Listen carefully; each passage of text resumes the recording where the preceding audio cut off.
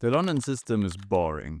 Building a pawn triangle, always developing the pieces in the exact same way, and basically playing the same game over and over again. That's what people think about it, and that is also a big reason why so many chess players hate the London system. But not only is it a fantastic opening for beginners to start with because it is very simple to learn, it can actually also be used as a very aggressive and attacking opening, if you just know how to play it the right way. And that's what we're going to do today again. This is part 2 of my series about showing you rare and exciting traps that spice up the London system, and today I got 7 more of them for you. If you haven't seen part 1 yet, I would obviously recommend you to do that at some point, since there are some really cool traps in there as well. But actually, it's not a problem at all, because the traps I'm showing you in this video are completely independent from them.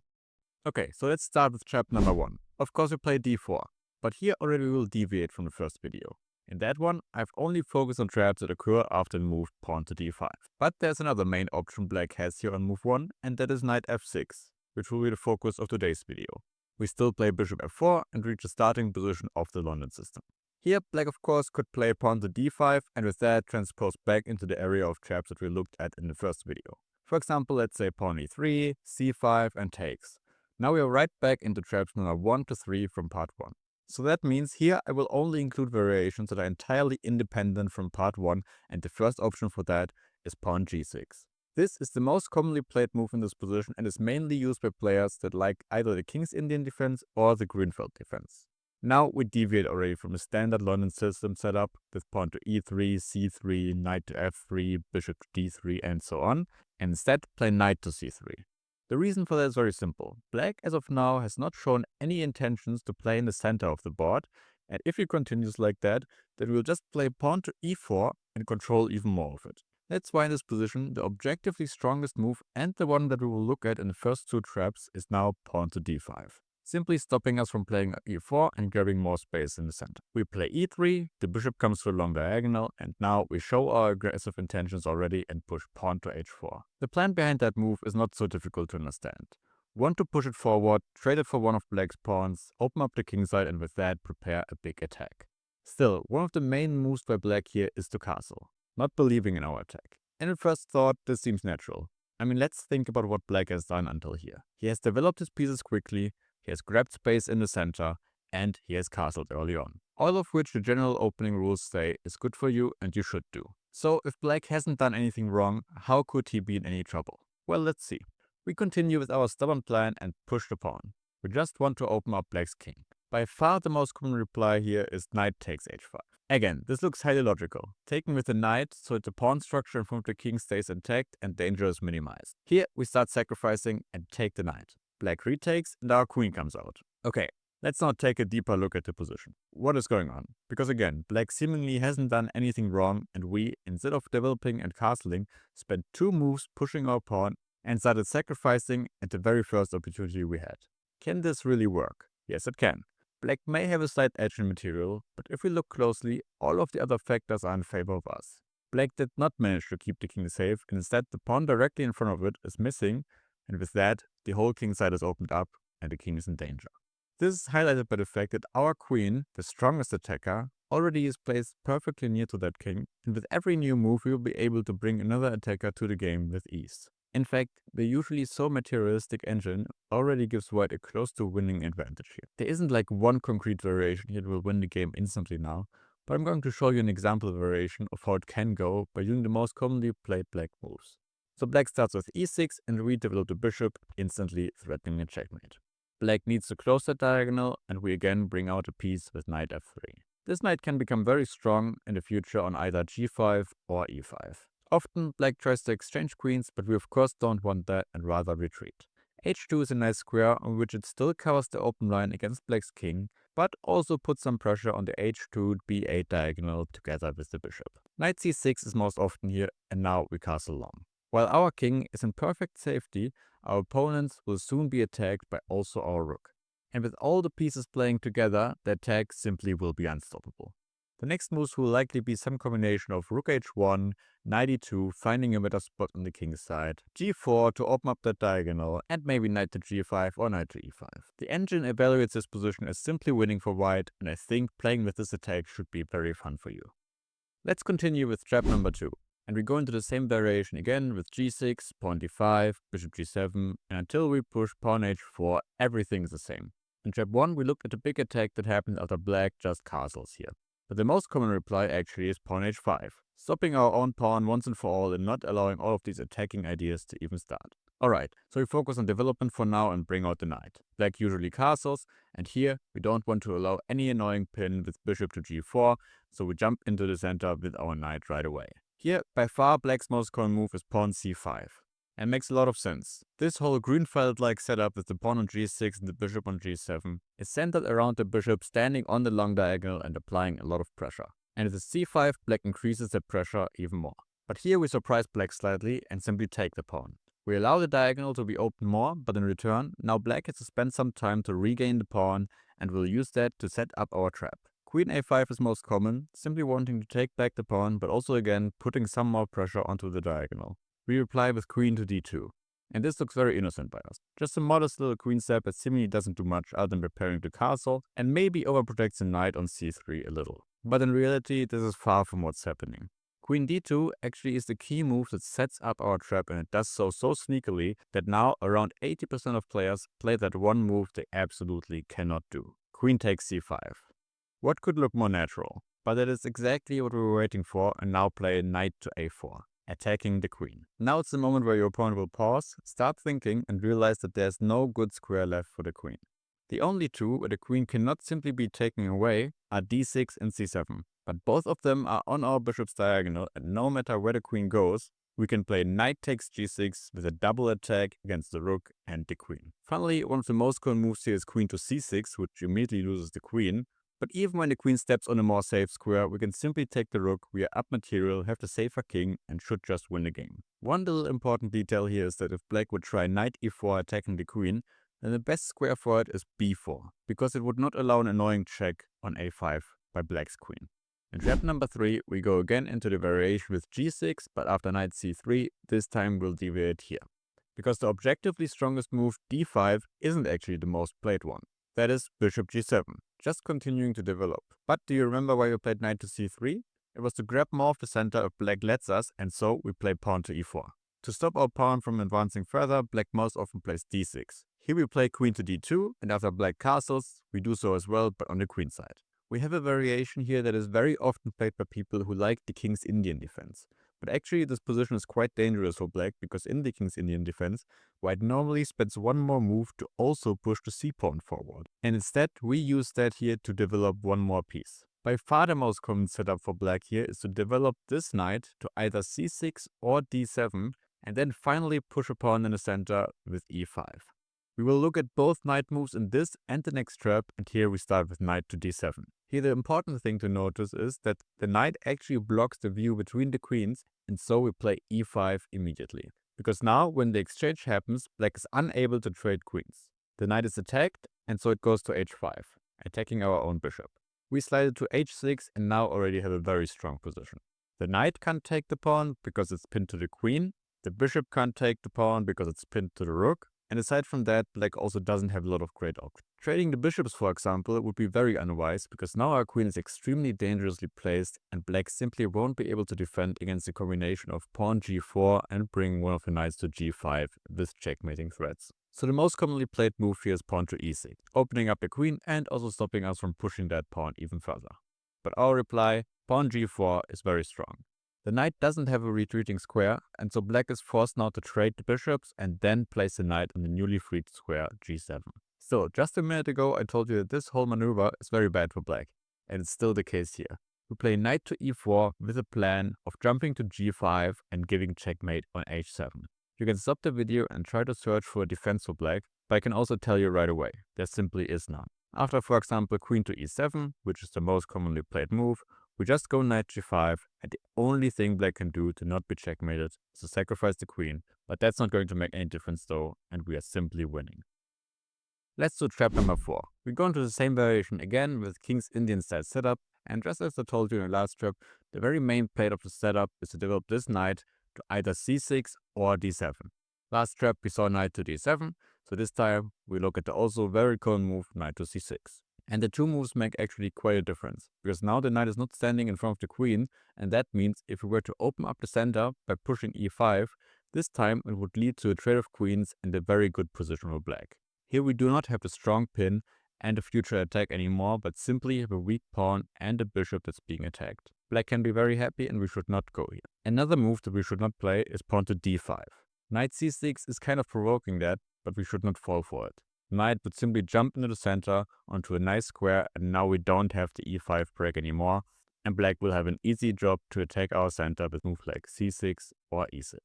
No, so in this position we simply play pawn to f3. This stabilizes our center, but also prepares a kingside expansion with pawn to g4 and pawn to h4. And this kingside attack is what we would play if black were to play now anything but the main move e5. If he were to just develop the bishop or play a6 b5 himself, in all those cases we would simply go with g4 and h4 h5, and our attack will always be stronger than black's because we also already have this queen and bishop battery ready to attack. But alright, the most popular move here is pawn e5, and that's exactly the main plan that I've been telling you about. The unfortunate thing for black is just that it simply doesn't really work. You take, black takes back, and now you're going to trade twice on d8, so that in the end the knight has to take and lose the defense over the e5 pawn, which now you're just going to take. Okay, so we're up a pawn, and if black now just does any normal move like pawn to c6 or knight to e6, then we really don't have to do anything special and just bring out more pieces while being happy about the material advantage. But there's a trick that black very often plays here, and that's a common motive in these King's Indian style positions. It is knight takes e4, also grabbing a pawn and at the same time opening up the bishop to attack. That means if we were just to take on e4 here, then black would simply take our bishop, and now the material is completely equal again with probably an even better position for black. So we have to take on g7 instead. Black's trick goes further and knight f2 is played. Seemingly the h1 rook is trapped. And while it is true that we won't be able to defend that rook, we still have a very easy way of getting to a much better position here.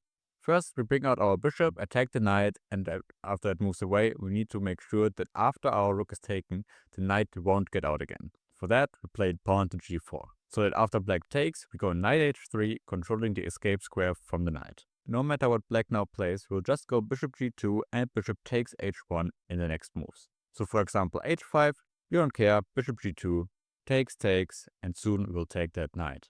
You can do that next move, but you can also do it later in case black puts up any threats that you'd like to defend first. The knight is not running away, and once you pick it up, the material balance will be so that you have two pieces for the rook with the same amount of pawns, and that's simply a lot better for you. The engine gives an advantage of around +3, which is equal to saying that the position is just winning. Let's go to trap number 5, and this time a completely different variation. Because after knight f6 and bishop f4, another very common move for black is pawn to e6. This is a very flexible move because black keeps many different options like playing normal with pawn to d5 or playing a different system with pawn to c5 or pawn to b6. Our response here is the typical e3. We wait and see what black does. Now here pawn to d5 is actually the most common move, but this transposes back into a very typical d5 system that we could have also had by black playing pawn to d5 in the very first move and after bishop f4 playing e6 at some point afterwards.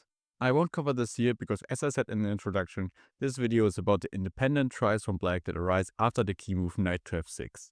So here we focus on a move pawn to c5, which is the second most common.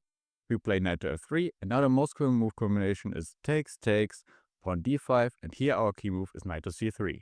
Other moves like pawn to c3 or bishop to d3 are of course good as well, but I like this move much more because there's a very good chance that black goes wrong here now immediately. The most commonly played move is knight to c6, but that's a big mistake because now knight b5 with a threat of a fork on c7 is simply crushing. But before we look deeper into this, I would like to mention that the move order we saw to get here is definitely not the only one. If we backtrack to this position in which we just played knight to f3, then we can see that the same motive of us playing knight c3 and winning with knight b5 can arise after many different move orders by black. The second most common move is knight to c6, but after you play knight c3, black again most commonly plays d5 and you win with knight b5. It's the same position that we just had, only that these two pawns are not traded yet.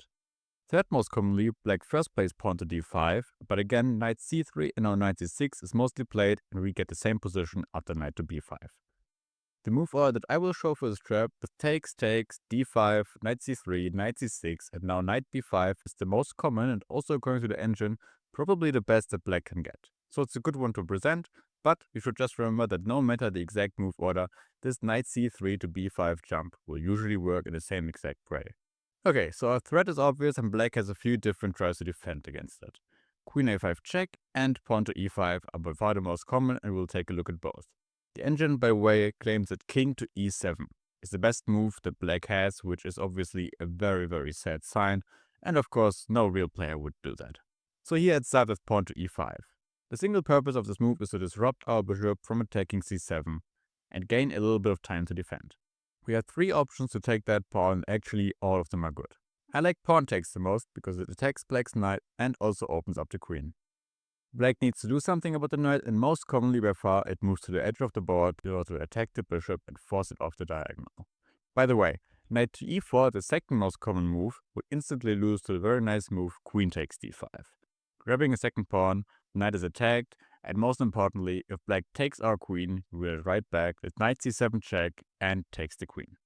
Now black can't even castle anymore, is 2 pawns down for nothing, and simply has a losing position. So knight h5 seems better, but also won't go too well for black. We start with bishop g5 attacking the queen. The two most common ways to defend are either f6 or bishop to e7. Bishop e7 is very bad because now we can use the fact that the bishop is actually pinned to the queen and jump into d6 with the knight. The king needs to move, and now we can also take another pawn on d5, since the knight is shielding us from the attack of the queen. We are up 2 pawns, threatening immediate checkmate. Black can't castle anymore and the pieces are in very awkward positions. The position is completely winning. Okay, so pawn f6. We take, black retakes, and again attacks the bishop. But we calmly retreat.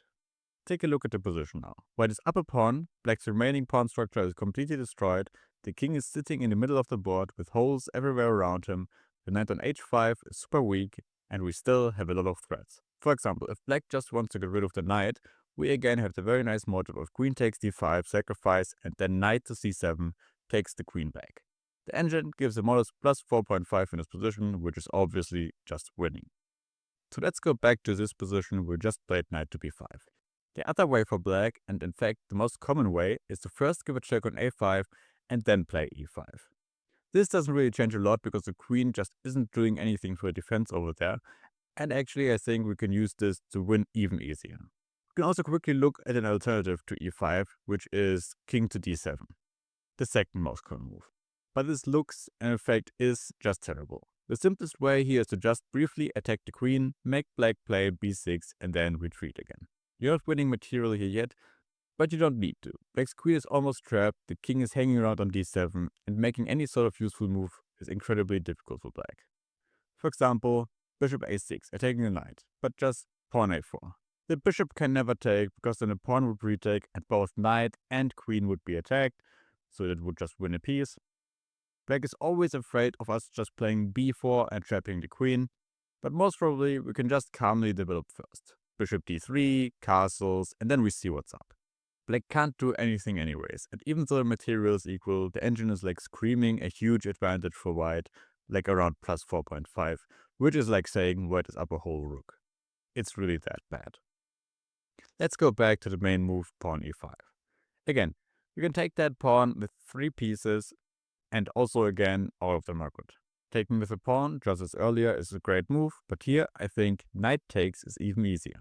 It looks like it's a bit slower because we aren't attacking anything immediately, but that's just wrong. If black now thinks he has time to kick out the knight, which is second most common move, we simply take on c6 and then win again with a fork on c7.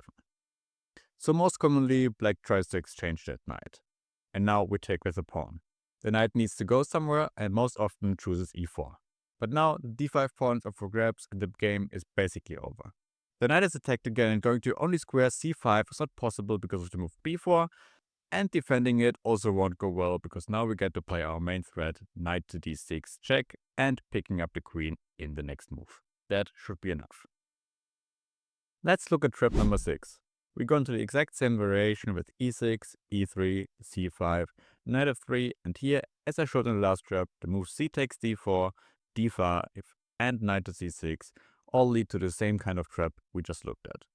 The next most common move after all those is very different though, and that's why I thought it would be good to know as well. Queen to b6. A very typical motive of the London, black moves out the queen in order to attack the weak point b2. Our next move here is also very topical, but actually only played in 5% of the games at this exact moment. Knight a3. We don't defend the b2 pawn, but rather prepare some tricky jumps with our knight. The two most commonly played moves here are queen takes b2 and c takes d4. We will have a look at both of them in detail, but let me also quickly show the move pawn to d5, which is the third most common move. Here you play knight b4 and threaten the fork on c7. This looks very similar to the trap before, but here black isn't doing so bad yet because the knight hadn't moved out to c6 yet, and therefore black can defend much better with knight a6 right here. There isn't really a trap or winning move here. You just play pawn c3 and then continue normally with moves like bishop d3, castles, maybe pawn to a4 to stabilize this knight, and then you just have a very comfortable game from here on. Due to the awkwardly placed knight on a6 and the restricted queen on b6, black simply is a bit worse here and you have definitely a much more comfortable game. Okay, so let's go back and take a look at pawn takes d4 right here. You ignore that one and go knight c4, attacking the queen. By far the most common move is queen b4 check, and it does look uncomfortable because after you block, black can take and then take again with a check, and after now that the knight blocks, black seems to be up 2 whole pawns. But this is a very tricky position for black already, because of our development advantage and the bad positioning of the queen, which we can use to gain even more tempo. The most common move for black here is pawn d5, attacking the knight, but this already is a big mistake. You now go rook c1, attacking the queen, the only square left is b4, and now you jump in with the knight to d6 and give a check. Black can take that knight, but after you take and queen takes, your rook comes in and takes the c8 bishop with check. The king has to move, and now the rook is gone as well. White is up a whole rook and should have no problems winning the game. Okay, we are back at this position where we just played knight a3. The most common black move is queen takes b2, and makes the most sense as well. I mean, that was the whole point of black when playing out the queen to b6 so early, to attack this b2 pawn. Again we jump with the knight, but this time to b5. We threaten the fork on c7. A concept you've seen multiple times now already. Black usually plays either knight a6 or knight to d5 here, both defending the c7 spot. Let's start with knight d5. This is the better but less common move. Here our first step is to attack the queen, it takes the pawn, and now attack the queen again. It moves back, and with this we have just sacrificed another pawn, but we opened up the line for the rook, which is very important here. Now we go bishop c4, and with that we are threatening to win the queen. For example, knight takes f4 and now rook b1 would simply trap it and win the game. By far the most common move for black here is to give the check on b4 and with that try to get an escape route for the queen. We block with the knight and now again knight takes f4 would simply fail because of pawn c3, queen has to go back to b2 and now rook b1 trapping the queen in the exact same way as before. Knight a6 is the other common move, and here we first attack the queen, it steps back, and now we trade on d5 and then move queen to h5. Black is still up 2 pawns and at first sight it might be difficult to see the troubles he's in, but in fact this position is simply winning for white. The dark squares are just too weak. Black has lots of moves you can try here, and I would recommend you to take a look at this position with the engine just to really understand how bad it really is. I'll give you an example. Bishop e7 looks very natural. Develops a piece, prepares castling, but after just knight d6 check, the game is basically over. King to f8 would run into checkmate in 1, bishop takes d6, bishop takes back, and black will get checkmate on the dark squares very soon. And king d8 is answered by knight f7 check, the king comes back, knight d6 double check, king steps again, and now queen d8, rook takes, and finally knight f7 checkmate in the middle of the board. Alright, this was knight d5, now let's look at the most common move, knight a6. Here our next key move is pawn to a3. This sneaky little move sets up another queen trap.